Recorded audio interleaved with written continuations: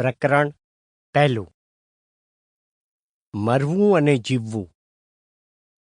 આયનાની ઉપર તારીખ લખી નથી. મૃત્યુ ઈશ્વરમાં વિશ્વાસ અને અવિશ્વાસ બંને લાવી દે છે. એ આત્માની અંતિમ હાર છે જેને મુક્તિ કહેવાનો રિવાજ છે. હમણાં 2 વર્ષોથી પરિવારમાં નિકટ એવી વ્યક્તિઓને મારી આંખોની સામે મૃત્યુ પામતા જોઉં છું. મૃત્યુને કંઈક ઓળખી રહ્યો છું. ગળાનો ઘરઘરાટ, આંખોની થીજેલી શૂન્યતા, પથારીમાં પડેલું શરીર પરિચિત અવાજ સાંભળીને આખું માથું ફેરવે છે. એ અવાજ નથી, માત્ર ધ્વનિ છે. પગ પર હાથ મૂકું છું. બરફીલા થઈ ગયેલા પગમાં મૃત્યુ આવી ચૂક્યું છે. પાંસળીઓની નીચે હૃદય પર હાથ મૂકું છું. ધબકાર લગભગ બેસી ચૂક્યો છે. લેવાતા શ્વાસના શ્રમમાં નસકોરા હાલી રહ્યા છે, જે આપણા સામાન્ય સ્વસ્થ જીવંત માણસોના હાલતા નથી. પગમાં નાખેલી સોયમાંથી ડ્રીપની દવા અને રક્ત બહાર આવી રહ્યા છે. શરીર હવે એ સ્વીકારવાની સ્થિતિમાં નથી. પણ જવાન ડૉક્ટર ઇન્જેક્શન આપી રહ્યો છે અને હું વિચાર કરું છું કે જો હોશ હશે તો જૈનની જેમ હું મારું મૃત્યુ નક્કી કરી લઈશ, સંથારા રૂપે. પણ આ રીતે શરીરમાં અડધો ડઝન સોયો ઘુસાડેલી અવસ્થામાં હોસ્પિટલમાં નહીં મરું. મારા પુસ્તકોની વચ્ચે, મારા ઘરમાં, મારી સ્મૃતિઓની વચ્ચે, મારા પ્રિયોના સાનિધ્યમાં જલ્દી મરી જઈશ. હું મર્સી કિલિંગ અથવા યુથેનેશિયામાં માનું છું. મારા પ્રિયતમને હું ટોર્ચર નહીં થવા દઉં.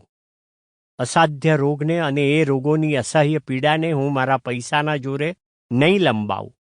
અને એ જ મારી પણ અપેક્ષા છે. મારો પરિવાર લાઈફ સપોર્ટ સિસ્ટમને જોરે મારા મૃતપાય શરીરને માત્ર જીવતું નહીં રાખે એવી મને શ્રદ્ધા છે. મિત્ર કવિ આદિલ મંસૂરીએ લખ્યું છે, ફૂલ સુકાઈ રહ્યું છે ડાળ પર.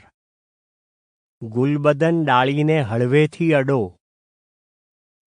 જે ફૂલ ડાળ પર જ મરી ચૂક્યું છે એને ક્યાં સુધી નમો અરિહંતાણમ સંભળાવતા રહેવું છે?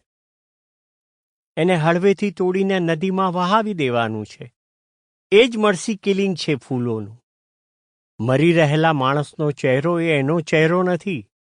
મરી રહેલી સ્ત્રીના સતત ફરી રહેલા ડોળા રાતના અર્ધપ્રકાશમાં જોયા છે. જોતો રહ્યો છું. અને ડૉક્ટરે જ્યારે કહ્યું કે હવે આંખોમાં દ્રષ્ટિ નથી રહી, ત્યારે 60મે વર્ષે પણ હું ચમકી ગયો છું.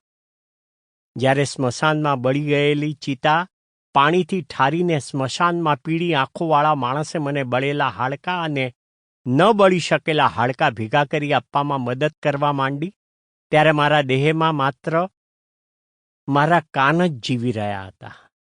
આ ખભાનું હાડકું છે. આ પૂરો ટુકડો કમરનો છે.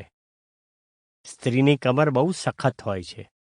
હવાની દુર્ગંધમાંથી એનો અવાજ સંભળાતો હતો.